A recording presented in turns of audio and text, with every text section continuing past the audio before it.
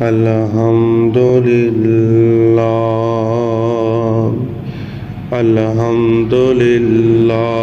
نحمدہ ونستعینہ ونستغفرہ اعوذ باللہ السمیع العلیم من الشیطان الرجیم بسم اللہ الرحمن الرحیم یا ایھا النبی انا ارسلناک شاہدا ومبشرا ونذیرا وداعیا الی اللہ بإذنہ وسراجا منیرا۔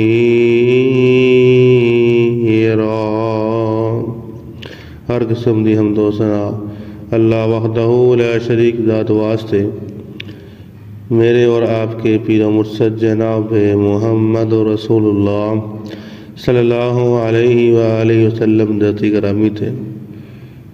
حضرات، آج دا میرا موضوع، میرا عنوان میرے پاک پیغمبر دی شان کنی ہے، آپ دی عظمت کنی ہے۔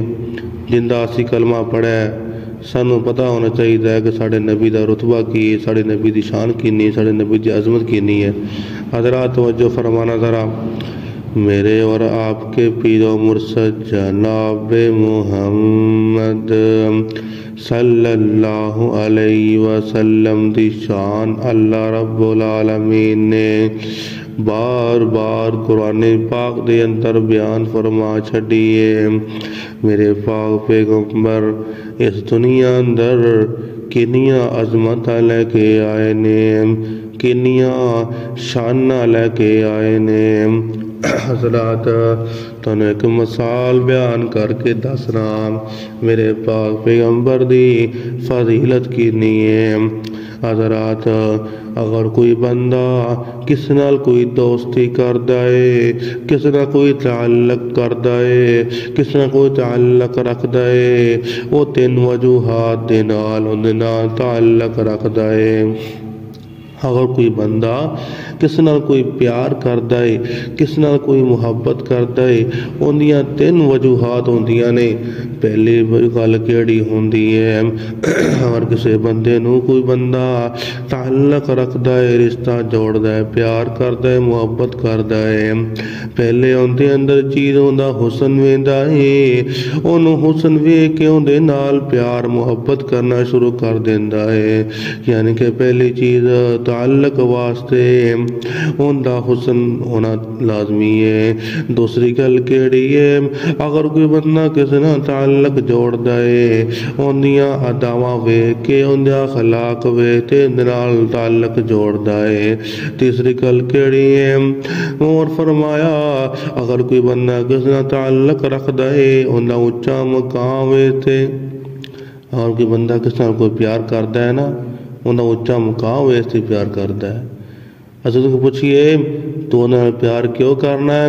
وہ کہندا ہے وہ کوئی چودھری ہے، اندے کول تے پیسہ ہے، وہ فلاں ٹھیکیدار ہے، وہ چودھری ہے، وزیر اعظم ہے، یعنی کہ اسی اندے عہدے دے نال پیار کر کے اسی اندے نال بھی پیار کرنا شروع کر دینے ہاں۔ یعنی کہ تین وجوہات دے نال اسی تعلق جوڑنے ہاں۔ پہلا تعلق کیویں ہوندا حسن ویکھ کے، تیسرا ہوندا اخلاق ویکھ کے، تیسری گل ہوندا اونچا مقام ویکھ کے۔ لیکن حضرات، یہ تین چیزاں ایکو آدمی دے اندر کٹھیاں نہیں ہو سکدیاں۔